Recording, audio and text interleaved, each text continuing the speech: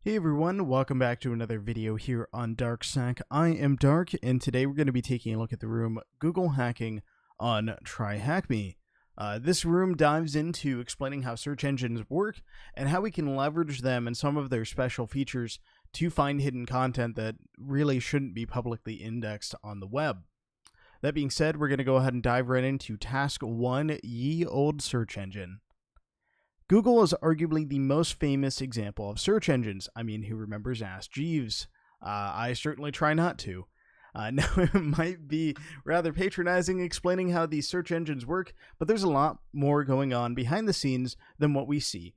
More importantly, we can leverage this to our advantage to find all sorts of things that a word list wouldn't. Researching as a whole, especially in the context of cybersecurity, encapsulates almost everything you can do as a pen tester.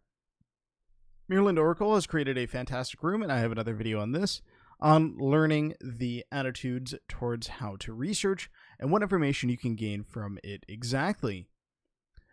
Search engines such as Google are huge indexers, specifically indexers of content spread across the World Wide Web. These essentials in surfing the internet use crawlers or spiders to search for this content across the World Wide Web, which I will discuss in the next task. Alright, we're going to go ahead and mark that as complete and move on to task 2. Let's learn about crawlers. So what are crawlers and how do they work? These crawlers discover content through various means, one being by pure discovery, where a URL is visited by the crawler and information regarding the content type of the website is returned to the search engine.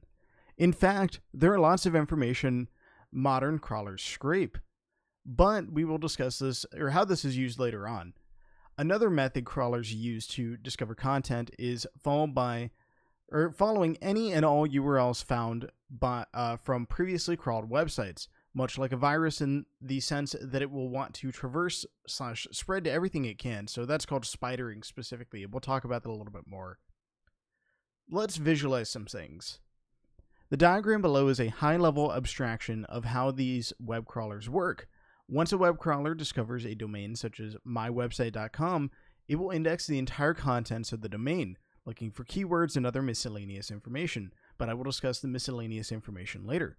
So here we can see how a search engine will start a crawler. I would assume this is the computer itself going to the website, viewing the website contents, creating a dictionary of the content, such as keywords and images that are recorded by the crawler. We end up getting this database of keywords, and then we feed it back into the cycle so that we can use these to allow for searches to actually happen.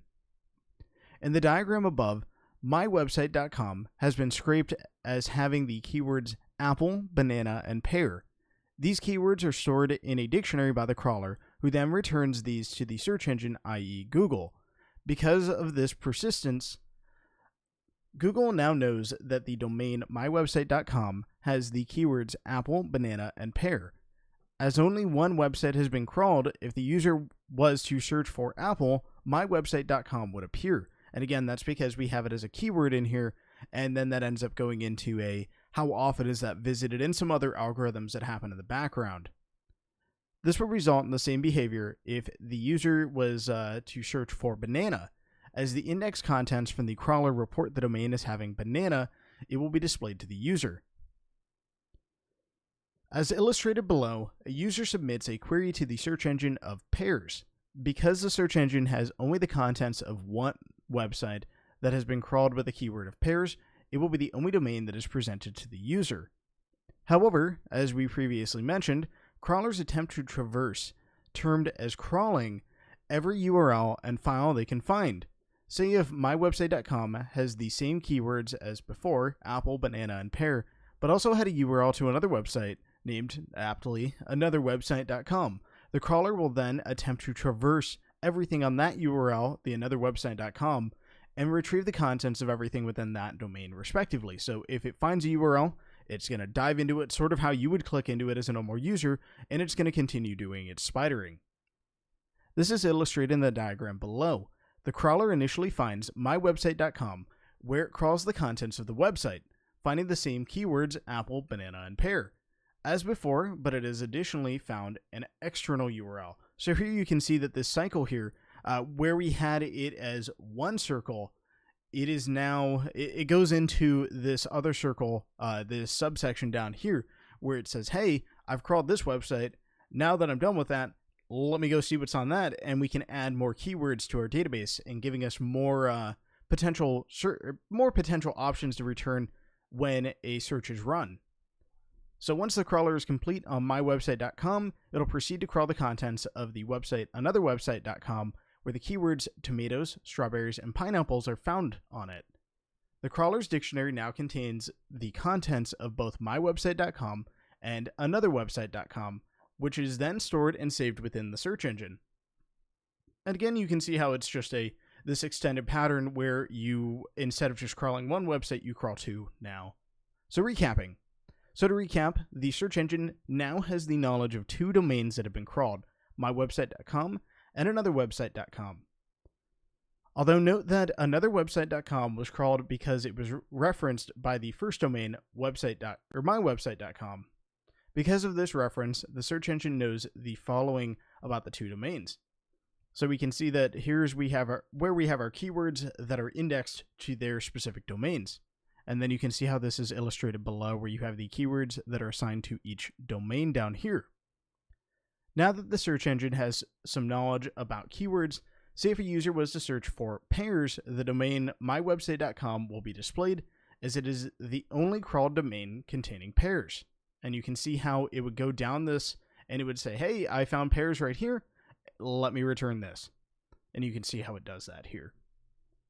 Likewise, say in this case, the user now searches for strawberries. The domain anotherwebsite.com will be displayed as it is the only website that has been crawled by the search engine that contains the keyword strawberries. And you can see how it again goes down that path, but it's going to go down that other side of the tree. This is great, but imagine if a website had multiple external URLs, as they often do. That'll require a lot of crawling to take place. There's always a chance that another website might have similar information as that of another website crawled, right? So how does a search engine decide on the hierarchy of the domains that are displayed to the user? In the diagram below in this instance, if the user was to search for a keyword such as tomatoes, which websites 1 through 3 it looks like contain, who decides what website gets displayed in what order?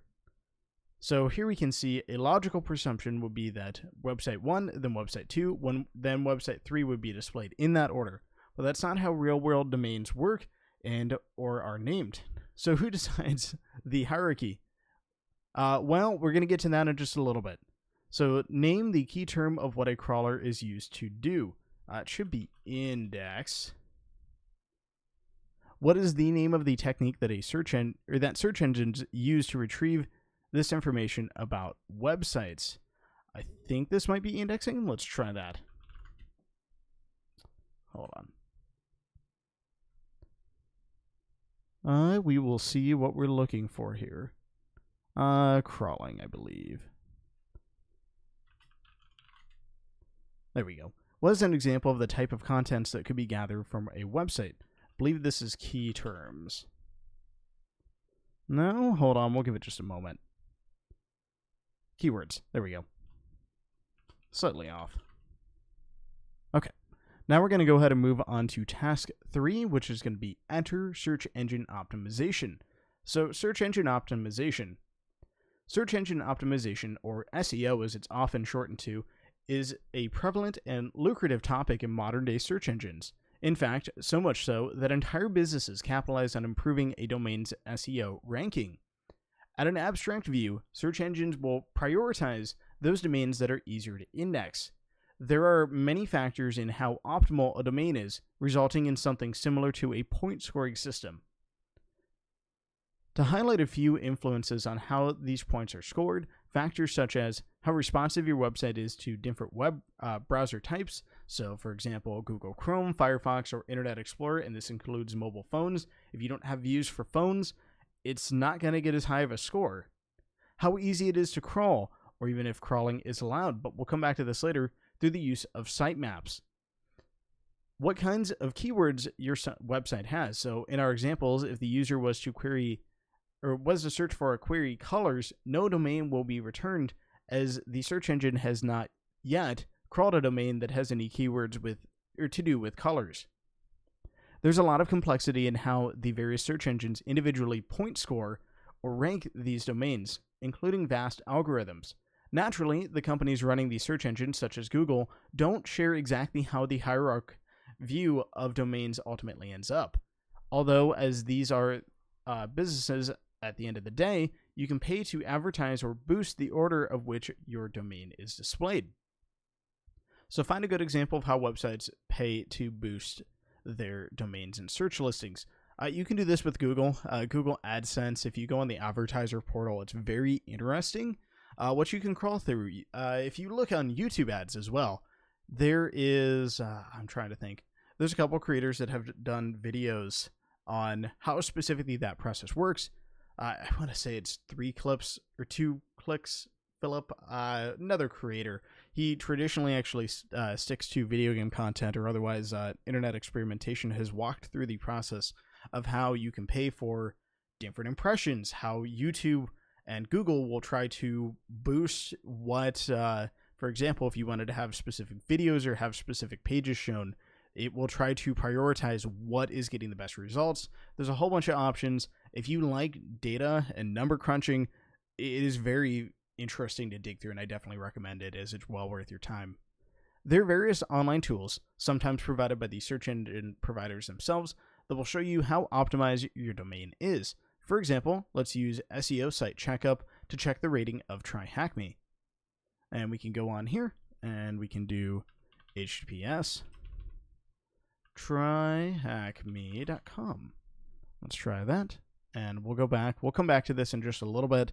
We can see that we have this example output as of, it looks like, the end of March, that it was a 62 out of 100, which is not bad, and it'll show the justifications as to how this score was calculated below on the page. And we can see we have different things that need to be adjusted about it, but we have a much better SEO now. But gives you an idea. And it'll tell you different reasonings, and I'll make this a little bit bigger, as I know that's kind of small. But it can give you some very interesting insights. So, for example, if your site has Robots.txt, that's something that allows it to crawl it a little bit easier. You can see how different factors, even this, if this point scoring system isn't exactly how Google goes through and ranks these sites, can give you a lot of insight, and it's a lot better than essentially feeling around in the dark to figure out what you need to do. But who or what regulates these crawlers? Aside from the search engines who provide these crawlers, website or web server owners themselves ultimately stipulate what content crawlers can scrape. Search engines will want to retrieve everything from a website, but there are a few cases where we wouldn't want all of the contents of our website to be indexed. Can you think of any? How about a secret administrator login? We don't want everyone to be able to find that directory, especially through a Google search. That'd be pretty bad if someone could just find your login page, which unfortunately is very common to happen. So using the SEO checkup tool on TryHackMe, does TryHackMe pass the meta title test? We can go through and we can see that we have the meta title test, that it is passing, and it is a answer. And then does TryHackMe pass the keywords usage test? And we can see no, it does not in this specific case. But you can see how these various factors end up becoming a little bit different and differently impacting how the website might appear in Google searches. So go ahead and use the neilpatel.com/SEO analyzer to analyze. We're going to be analyzing Google Dorking.cmnatic.co.uk. So we'll copy this link location and go over here and paste that in, and we'll see what happens. Make this a little bit bigger for you guys. And it looks like there's an on-page SEO score of 47 with the same tool and domain in question 3, the previous question. How many pages use Flash? And I would hope this is 0. However, we'll see what happens. And Flash, it might not be on here anymore just because Flash is considered deprecated, and it's something that we really don't want to see on a website. Anyways. Judging from the fact that I can't see it on here and I might be missing it, it is very likely 0. Let's find out. There we go. So sure enough, it's 0. which again is what we would want because Flash again is deprecated as of the time of recording this. So from a rating score perspective alone, which website would list first? TryHackMe.com or googledorking.steamnatic.co.uk. And you can see that we have the 62 that we're supposed to work off of versus the googledorking.co.uk. And I'm going to guess, because of the structure of the actual answer, that it's likely this one. And we don't need that. So in that case, it's meant to have a higher scoring, which it does not, I don't think, in this case, since it's coming back as a 47. But again, that might have just changed with the times. That being said, let's go and dive into task 4, which is going to be beep boop robots.txt. So robots.txt, similar to Sitemaps, which we will later discuss, this file is the first thing indexed by crawlers when visiting a website. But what is it? This file must be served at the root directory specified by the web server itself. So root directory just means the base of the web server. It's going to be your where index.html lives. It's the first directory that is public within the web server, if that makes sense in that context. Looking at the file's extension of .txt, it's fairly safe to assume that this is a text file, and it is. The text file defines the permissions the crawler has to the website. For example, what type of crawler is allowed. So if you want to allow Google's crawler to index your site, not MSN's, I don't know why specifically you would do that. I'm sure that there are reasons. Maybe you just really don't like MSN. That could be a valid company reason. Moreover, robots.txt can specify what files and directories we do or don't want to be indexed by the crawler. A very basic markup of robots.txt is like the following. So here we can see our user agents that we're allowing, which is Google, MSN, Firefox, etc. I don't think Firefox has one. They might have their own search engine, but it'd be things like DuckDuckGo or other things like that. What you're allowing to be indexed, and if you're providing a sitemap, and then it gets a little bit more detailed if you want to start restricting off pages. Here we have a few keywords. So we have the user agent, which again, as I mentioned, specifies what crawler is allowed. Typically, this is going to be a star. It's very rare that it's not. What are you allowing to be crawled? What are you not allowing to be crawled? Now, one thing to note, and it'll probably go into this later in this task, disallow is usually a target that you want to look at as a pen tester. If something's not being allowed to be indexed, there's probably a reason why. Then sitemap. This provides a reference to where the sitemap is located, which improves SEO as previously discussed, and we'll come to sitemaps in the next task. So in this case, any crawler can index a site. The crawler is allowed to index the entire contents of the site because we have this just / it's able to index everything, and then we have the location of the sitemap. Say we wanted to hide directories or files from a crawler. Robots.txt works on a blacklisting basis, and again, this will probably be changed to a deny list, just because this is an antiquated term. Essentially, unless told otherwise, the crawler will index whatever it can find. And here we can see that we have a couple that we have specifically told it, do not index these, you're not allowed in there. So in this case, any crawler can index the site. The crawler can index every other content piece within the site that's not located within this super secret directory. Great directory name. Crawlers also know the differences between subdirectories, directories, and files, such as in the case of the second disallow, which here you can see that we have a longer path of 2 directories. So we have this one specific directory where every other directory other than this subdirectory can be indexed, but this subdirectory and anything lower than it is not allowed. Unless we had other specifications that were blocking that, but in this case, it's only this specific subdirectory. And again, we're going over that here, where the crawler will index all the contents within not a secret, but will not index anything contained within the subdirectory, but this is. And then we can see where our sitemap is located there. What if we only wanted certain crawlers to index our site? And again, I'm not quite sure why we would do that. You really just gotta not like one search engine for that. We can stipulate such as in the picture below. So here's what's allowed to crawl, and you can make it separate per each crawler type. And you can find a list of these crawler types just by searching for them. How about preventing files from being indexed? Whilst you can make manual entries for every file extension that you do not want to be indexed, you you will have to provide the directory it is within, as well as the full file name. Imagine if you had a huge site. What a pain. Here's where we can use a bit of regexing, which is a double-edged sword. If you are familiar with regexing, you're probably thinking, oh great, I'd have to figure out what regex, and I might as well just have a cat walk on the keyboard to figure out what might be the correct regex. This can be daunting sometimes. It's not too bad once you get used to it. Regexing is just setting a standard, it's like a search pattern, so that you tell it if it fits these conditions, or inversely, if it doesn't fit these conditions, I want it selected. And it's a standardized way of doing that. So in this case, any crawler can index the site. However, the crawler cannot index any file that has the extension of .ini. So we can see that here. Within any directory or subdirectory using the $sign of the site. So the site is located, or the sitemap again is located at mywebsite.com and then /sitemap.xml. So why would you want to hide a .ini file, for example? Well, files like this contain sensitive configuration details. Can you think of any other file formats which might contain sensitive information? So .config files can be a very big one there. And you can find a number of other ones, .conf and others. So where would the Robots.txt be located on the domain ablog.com? So that's going to be ablog.com /robots.txt because it needs to be in the root directory. If a website was to have a sitemap, where would that be located? So that's going to be /sitemap.xml. How will we allow only Bingbot to index the website?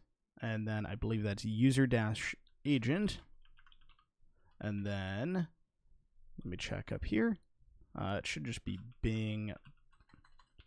Let's give that a try.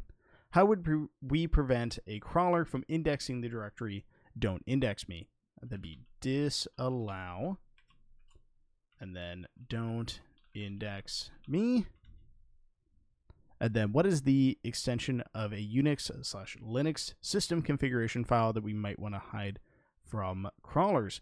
I believe that's going to be a .conf. We'll see what happens. There we go. All right, let's go ahead and jump into task 5, which is going to be sitemaps. All right, comparable to geographical maps in real life, sitemaps are just that, but for websites. So sitemaps are indicative resources that are helpful for crawlers as they specify the necessary routes to find content on the domain. The below illustration is a good example of the structure of a website and how it may look on a sitemap. So down below here, we can see we have the graphical representation of that sitemap, where we can see that we have various directories, and within those we have different items and different pages. So the blue rectangles represent the route to the nested content similar to a directory, so for example products, for a store, whereas the green rounded rectangles represent an actual page. However, this is for illustration purposes only, as sitemaps don't look like this in the real world. They look a lot more similar to this as they're XML documents. So XML is just structured pages, and that's all you really need to know for now. So sitemaps are XML formatted. I won't explain the structure of this file formatting as the room XXE, another awesome room created by Falcon Feast, does a mighty fine job of this, of explaining that rather. So the presence of sitemaps holds a fair amount of weight in influencing the optimization and favorability of a website. As we discussed in the earlier search engine optimization task, these maps make the traversal of content much easier for a crawler because it doesn't have to figure it out for itself. If you give it a map, of course, it's going to be a lot happier about that. So why are sitemaps so favorable for search engines? Search engines are lazy. They have a lot. The internet's pretty big. They have a lot of work to do. Well, better yet, search engines have a lot of data to process. The efficiency of how this data is collected is paramount. Resources like sitemaps are extremely helpful for crawlers as the necessary routes to content are already provided. All the crawler has to do is scrape this content, rather than going through the process of manually finding and scraping. Think of this as using a word list to find files instead of randomly guessing their names. The easier your website is to crawl, the more optimized it is for the search engine. So what is the typical file structure of a sitemap? That is going to be an XML file. Alright, so what real-life example can sitemaps be compared to? I believe this should just be a map. because essentially that's what we're doing. Name the keyword for the path taken for content on a website. And we'll go ahead and check up here.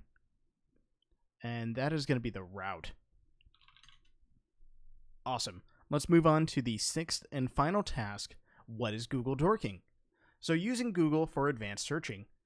As we have previously discussed, Google has a lot of websites crawled and indexed. Your average Joe uses Google to look up cat pictures. I'm more of a dog person myself.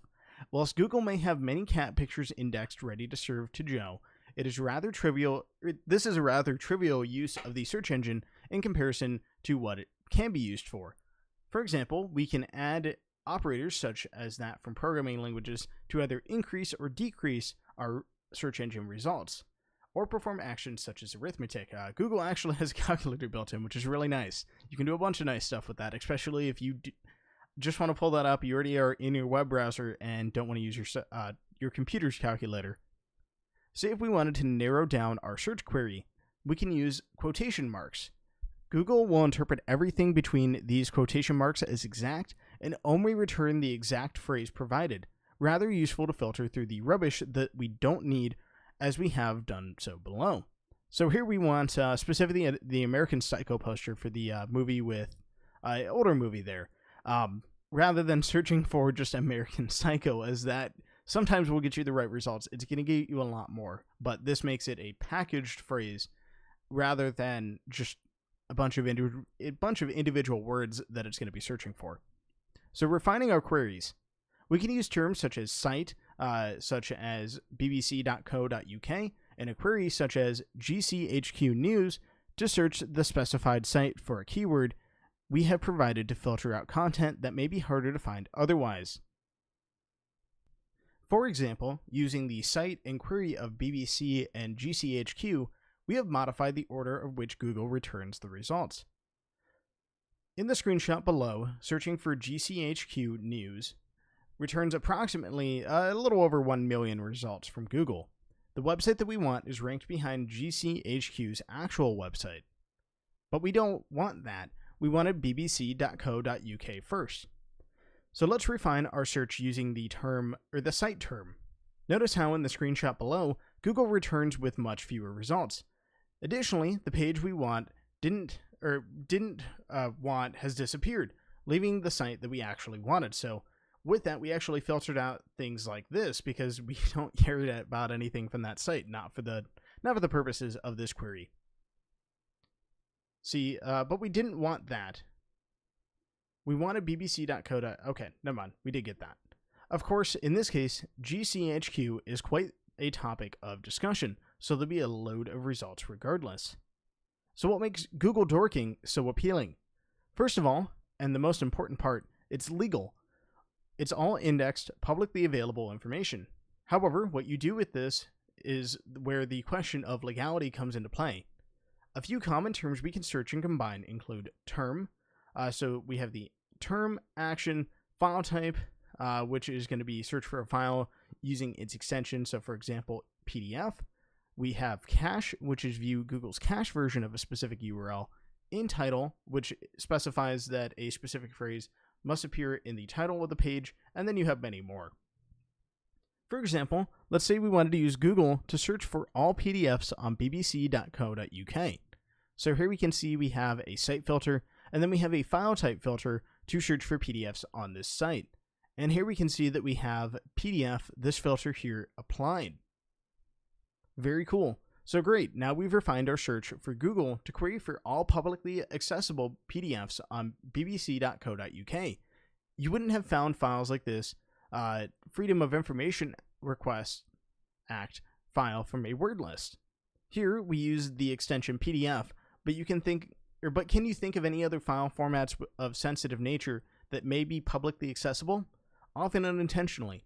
Again, what you do with the results that you find is where the legality comes into play. This is why Google Dorking is so great and dangerous. So here's a simple directory traversal. I've blanked out a lot of the below to cover you, me, and TryHackMe and the owners of these domains. So here we can see the index of downloads, and it's where we start seeing that these are listable directories. what would be the format used to query the site bbc.co.uk about flood defenses? So here we can see we have site and then bbc.co.uk and then flood defenses. And what term would you use to search by file type? That is going to be file type. And then what term can we use to look for login pages? And this should be in title and then login. Perfect. And then we've gone ahead and completed that room. That is going to do it for today. If you have any questions, as always, I have the official TryHackMe Discord linked below, as well as the DarkSec Discord. If you like this content and want more, give me a follow on Twitter and subscribe to me on YouTube. And otherwise, I will see you next time.